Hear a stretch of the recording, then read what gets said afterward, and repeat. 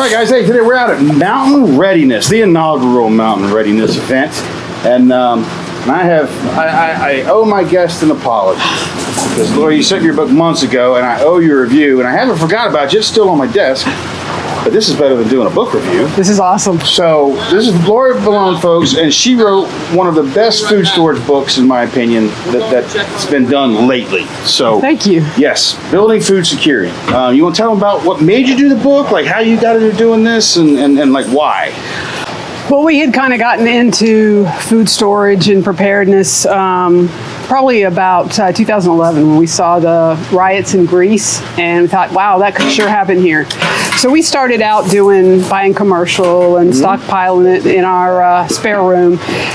And then we said, we could do this cheaper ourselves. And so we got into canning and started that first. And then it's like, let's go on to the next stage and go dehydrating. Yep. And I had been dying for a freeze dryer for years, but they are a high cost of getting started. There is a high cost of entry to that, yes. Once you do it, you can easily pay for it. But my husband surprised me for Christmas 3 years ago with a freeze dryer. I bought you one. Nice. Yes. And we've kept it busy ever since. And so I still use all three. From the way you were talking, you're like, if I don't have things that I need to prep and get done, I'm going to pour bagged stuff in there and freeze it. That way it's running and it's making me storage food and I can put it away. And that's that mentality of we always need to be getting ready. Absolutely. Always doing it.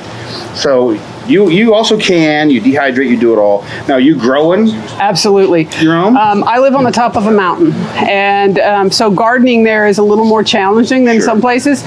It just so happens we have two parcels on opposite ridge lines, and the other one we never built on. So it had a building pad. It was already cleared. Well, there you go. So ground in the mountains? I get it tilled up. That does my potatoes and my green beans.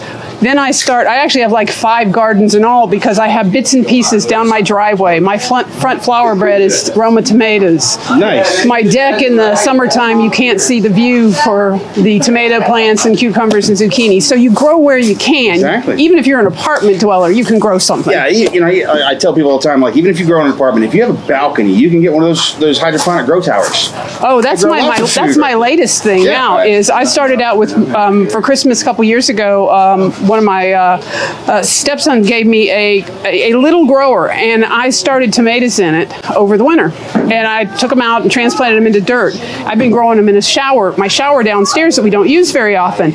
That sucker is taller than me. I can't put it out yet because we were still 35 degrees last weekend. Right, it's still another week or two. It's taller than me already. Right. And the basil that I've been growing in there has leaves this big. So you can find a way to grow no matter where you are. And and even if you're like saying, well, I can't grow enough where I'm at to feed myself, or completely. But everything you grow is just that much less you don't have to go get, or it's that much you can depend on because. Preppers in particular, sorry folks, but they're too concentrated on storing. We want to store and stack it as much as we can get, stack it as high as we get. But eventually, I don't care how much you've stored. If you've stored 10 years worth of food, all right, what are you going to do on January 1st, the 11th year? Exactly. You better know how to produce food. You better have the means to produce food. And if you're producing food, that damn well means you've got to have the means to preserve food. Exactly. So. I mean, I think about food storage as being what's going to tide me over until I'm able to sustain myself with what I can grow, what I can barter, etc. Yep. This is to get me through the crisis until I can get but you're probably one of those, your garden is always functioning, so you're probably always in production of one means or another, but still, that stuff's the emergency, the backup, the oh shit, just in case. Exactly. Right. Exactly. And I believe really firmly, though, that you need a plan and you need to actually put some thought into it. There's a lot of reasons why people do store food, and a lot of them are not for the big crisis is coming. Yeah. A lot of them are doing it to save money simply in the future because everything you buy today will be more expensive tomorrow. Exactly. So, and if it's even available. I mean, in the pandemic, we're a vacation town. Our town was just wiped out. Yeah. And so you need to think about it in advance. Why do I want to store? That'll tell you how long you should be storing for. Yep. At a minimum 2 weeks is the minimum that anybody should have. And that doesn't serve you well, but that'll help you through the winter storm and maybe a hurricane or something that's going on. And then you need to think about how many mouths do you need to feed? And what are you going to do when your friendly neighbor shows up 7 days after? All those relatives that always always said, I'm coming to your house when it happens. And they start showing up. I mean, my standing SOP for that is I tell them, just bring a shovel. That's the only thing you need. Absolutely. But the book is fantastic. Show them the cover of the book. So this is Building Food Security.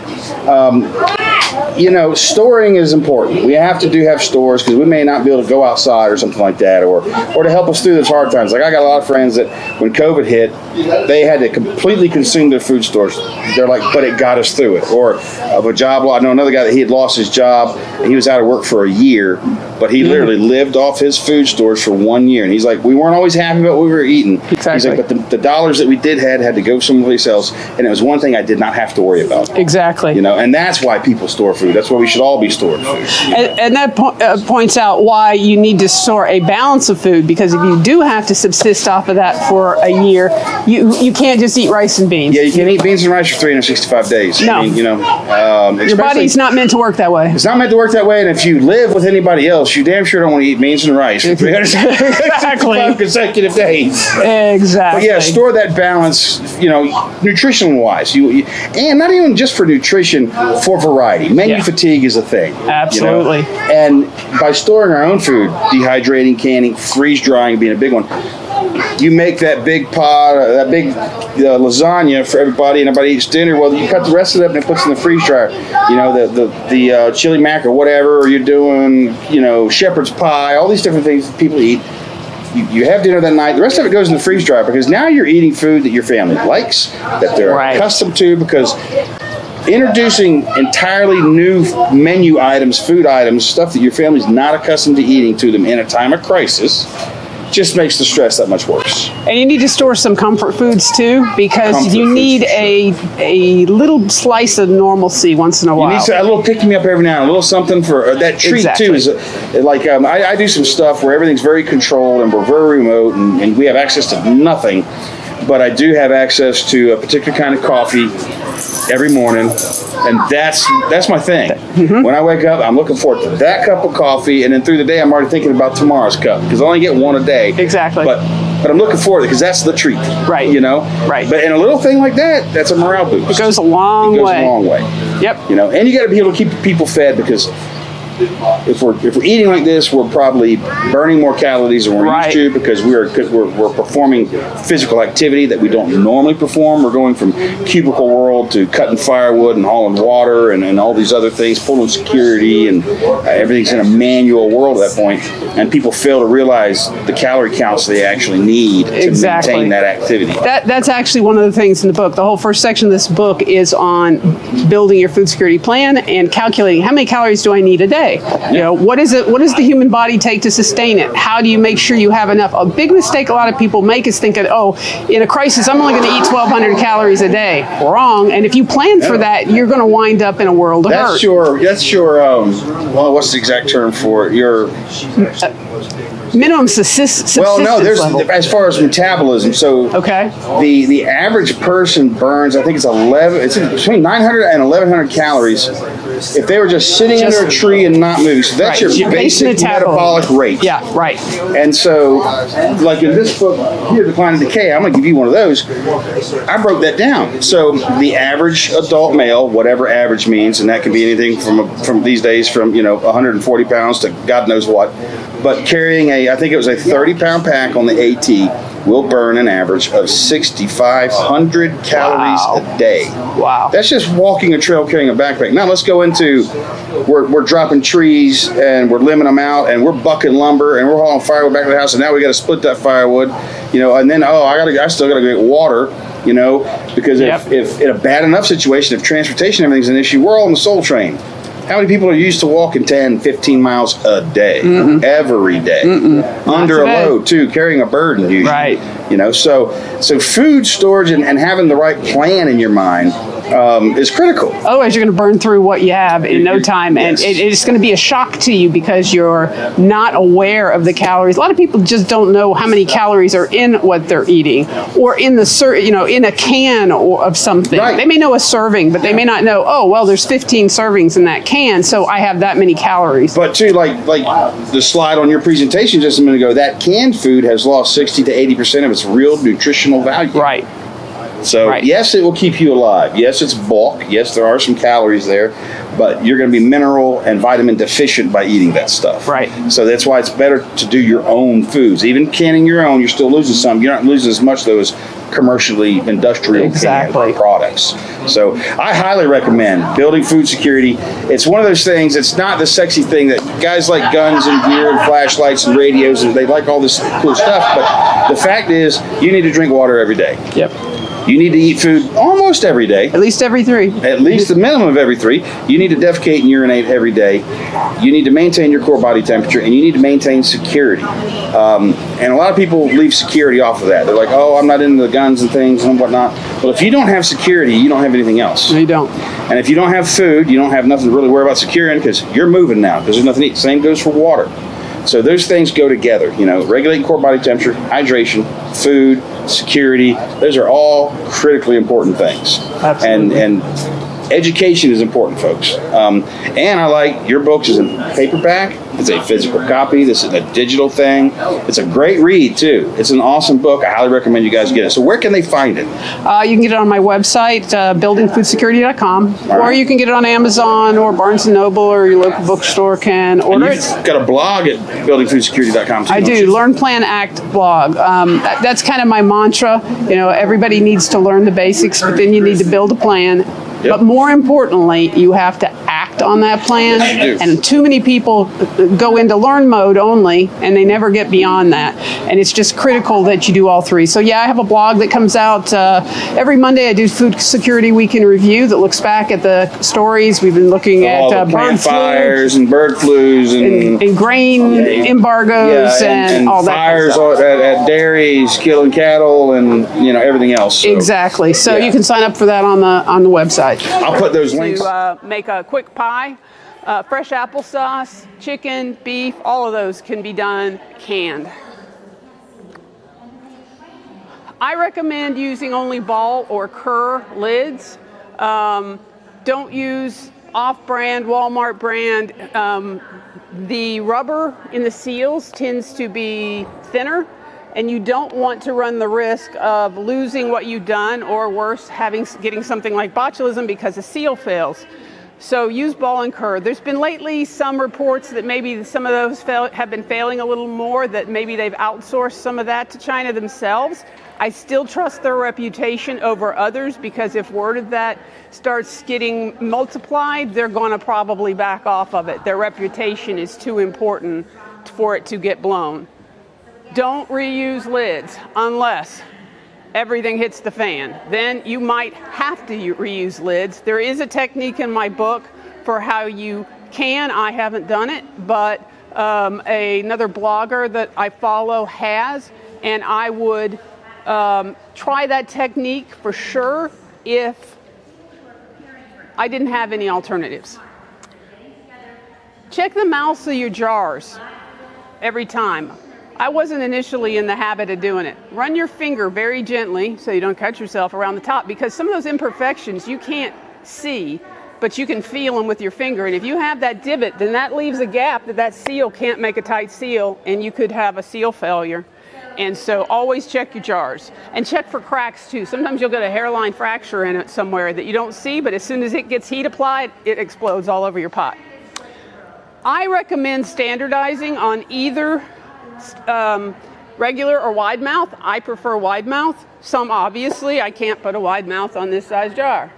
So I have some of these, but by standardizing, and why I like wide mouth is it's harder to get chicken out of that jar than it is to get it out of that jar.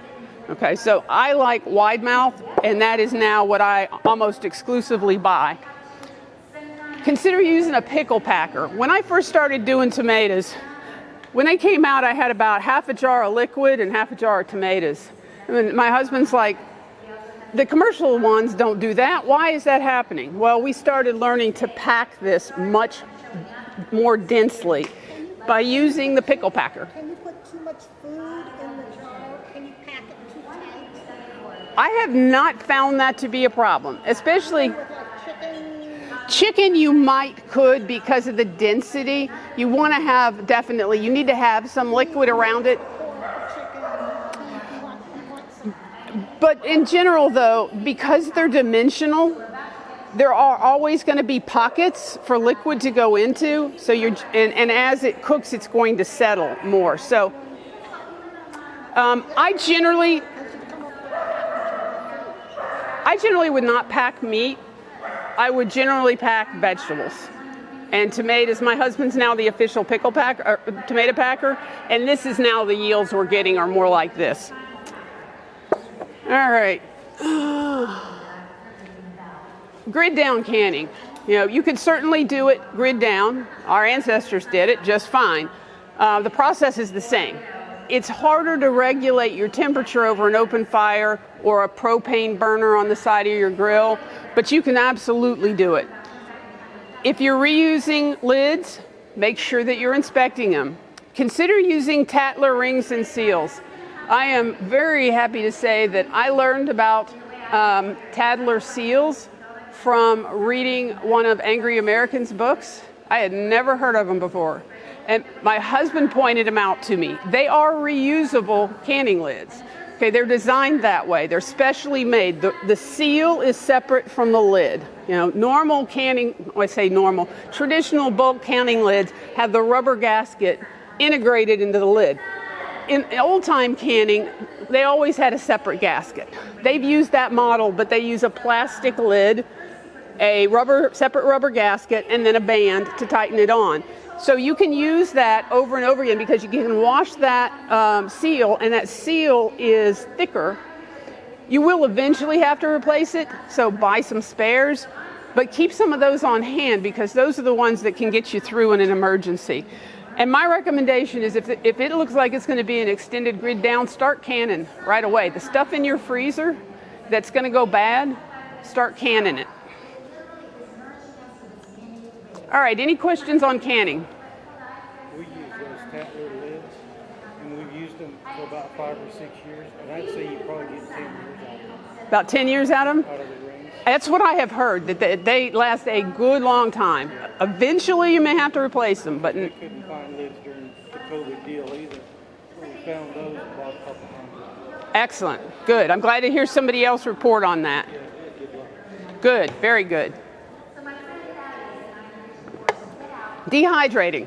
How many of you are dehydrating? Okay. So let's talk about dehydrating. The process is basically applying light heat and air to drive moisture out of food. Fairly simple. That's my dehydrator over in the corner. It was running, it looks like it was set for vegetables or fruit at about 130 degrees for about 17 hours. I think I got about 5 trays on there, it looks like, and then it has a lid across the top. It's best done in low humidity. I live in a temperate rainforest, so there is definitely high humidity. It takes me longer to do it because the environment's trying to put moisture back as I'm trying to take it out. But your heat can be supplied artificially or naturally. Pros, what you're producing out of that is very lightweight because you've driven almost all the weight out through the moisture. It stores in less space. You can get more food compacted compared to canning. You don't have to worry about breakage. It's heating your food, but it's not cooking it. Okay, so that's a difference. You're still going to need to cook your foods when you're done, but it does speed up the cooking process because once moisture's been removed, I think it changes the structure a little bit so that when it gets rehydrated, it is able to cook a little faster. Some methods do require electricity, so you may not be able to do it in a grid down scenario. And it does destroy some vitamins in the food. So does canning. Each one of them destroys. There's a chart at the end that kind of shows a comparison on that. Meats require higher heat. A lot of people are really good at jerky. I am not. I am not the queen of jerky. But the biggest thing with meats is you need higher temperatures. Oven is often better for that because they can get down in the 160, depends on your oven, some only go down to 170, but you can do it on either a commercial dehydrator or in an oven. But dehydrated and freeze-dried are easily damaged by moisture. Any bit of moisture gets in your package, it's going to spoil the whole package. All kinds of dehydrators out there. I started out with the little round one here my husband had for doing jerky.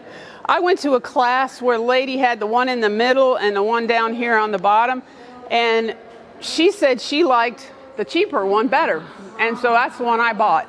The main difference is this one's heat and air source is coming from the bottom up through the trays. This one, the heat source is in the back going across all the trays. Thing I like about this versus that, I can never have more than 9 trays, and they're always going to be in that position. I can have up and do have up to 14 trays that I can put on this one. And I have 2 different depths of trays, so I have more flexibility than I have with that one. So I'm real happy with this one. Amazon carries it and recommend it. But you can dehydrate with an oven. The biggest thing with the oven is most of them just don't go low enough. So you're probably not going to do herbs well in an oven. Okay, they only need 110 degrees. If it's much more than that, it's going to destroy them. And you can use sun dehydrating for free. We'll talk more about it in a minute. Some of the best choices for dehydrating, herbs definitely, and sometimes I will, it's kind of a trade-off on herbs. If you have a freeze dryer, freeze-dried herbs look better. And I'm going to start to pass some of these around and just pile them up on the table over here. This is sage, dehydrated and freeze-dried. The advantage of doing it in the dehydrator is it only takes 4 to 6 hours to do herbs, so you're not running for an extended time. If I'm running a batch in the freeze dryer, it's typically going to run 24 hours or more, and typically I'm not running just herbs. So I'm using a lot more time and energy to do this, but the finished product is far superior when you get it done. Apples. My mom prefers dehydrated apples over freeze-dried. I like the freeze-dried, and my granddaughter about runs me out of freeze-dried apples. I like Fuji's the best. I think that they make the best product, but either one of them are well done. But I always do some in all formats. I do some canned, some dehydrated, and some freeze-dried. Fruit leathers are a good one you can do in dehydrating. I don't know if you could do it in a freeze dryer. I haven't tried, but puree your fruit, pour it onto parchment paper or a little form, and dry it out. Excellent, excellent. If your kids like fruit roll-ups. Yogurt. I had no clue that you could do yogurt in a dehydrator. This dehydrator that I said I have came with little trays for doing yogurt. And so you do a tablespoon of starter, I think, to start it. The recipe's in the book. And it doesn't take terribly long, but it's very, very good. And of course, meat jerky. My first attempt at meat jerky did not turn out well. We ate it anyway. I recommend storing in small quantities because, as I said, moisture is your enemy, and you do not want to wind up having absorption issues. But that being said, if you need to open something to get a little bit, you can take the rest and put it into a mason jar. So a good example of this is actually freeze-dried, but I'll go ahead and send it around now. These are whole eggs. And I do a lot of whole eggs because it's a dense protein, okay? And it used to be cheap, not anymore, but this was in Mylar. Like this. I need it on my schedule. I'm not going to work on it. Is it over-drying? It doesn't. You can't over-dry. It's not possible. The only problem is if like you run a batch, you're freeze drying, and you're not there when the machine stops. You're going to have to do another dry process because it's sitting there with all that condensation around the inside, and it will start to reabsorb moisture. So the only thing you have to do is run another dry cycle. Notice where it says more dry time. More dry time. You just add more dry time. The trays will get hot, the heat will food, the food will heat, the moisture will condense, and then you jerk them out of there. Your trays want your trays warm when they come out. That's how you know you're supposed to. You want to take them out within 10 or 15 minutes? Yeah, pretty Yep. shortly after. It starts beeping when it's done, and it will let you know that it's finished and ready to come out. If you grab your trays and they feel frozen cold, Yeah. just hit more dry time. Yep. And when you take them out, test something on every tray. Make sure. Yep, and I always take my fattest piece on each tray, because that's going to be if it's dry, the other ones are most likely going to be dry. Here was doing eggs all the way across the process. I froze them in little trays. I originally used to freeze them on the big tray. Bad idea. It's really hard to balance one of those when it's full of 18 eggs, and I wound up cleaning frozen eggs out of the bottom of my deep freeze, and that really sucks. Or do you pre-freeze the trays when you're doing eggs? No, I don't. Well, I do these. I don't pre-freeze that. No. I do these. I pop them out as little egg sickles and lay them on the tray. There was 3 of these will fit on a tray. Amazon has 2 different sizes. There's this little bitty ones that are about this big, and then I have some more that are about this big. The ones this big, I can fit 2 on a tray. The little ones I can fit 3 on a medium. It varies depending on the size. When they come out, I can literally pick up that whole block. Sometimes it'll fall apart, but most of the time I can pick up a big chunk of it, put it in my bag. Some people run things through a blender or food processor. I don't, because I figure I'm going to get some food loss by doing that. And I'm not going to use it as a powder per se. Some people are using it strictly as a powder. I'm going to use it, the eggs you saw coming around. So I just crush it up by hand. But it's up to you. You can run it in a machine and crush it, or you can just do it by hand, which is what I've done here. Then I seal the Mylar and store it. I've been freezing everything in my freezer before I freeze dry it. Does that kind of speed up the process? Maybe marginally. Some things I do, some things I don't. Cans of peas, cans of corn, I don't do those. Personally, I just throw those in. If it came frozen to start, I do. If it's eggs, I do. If it's stuff I'm trying to hold for a longer duration, it's a personal preference, I think, to do it. It can help you. I think there's certain foods that you should definitely pre-freeze, but I don't have the freezer for space to do it all. Some people do. I did buy the stackers so I can stack the trays, but even that, finding enough room for 4 stacked trays for me is tough. Okay, we found out if you use a quart Ziploc bags for eggs, just lay them, and you get 3 of those per tray. I've done that too, and that works. A neighbor of mine who has chickens, I told her to put hers in the Ziplocs and send them to me. You take them out, but it's so simple to lay 3 there.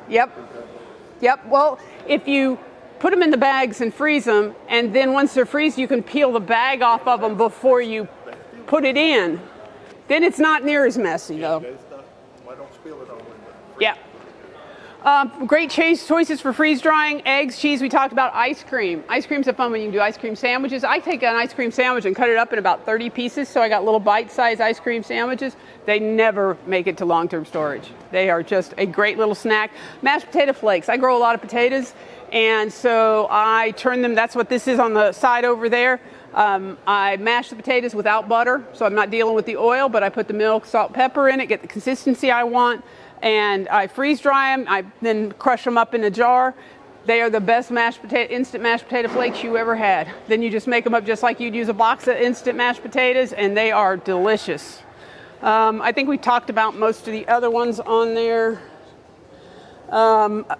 Pre-freezing can lower your times and reduce failures. I particularly do it to reduce failures.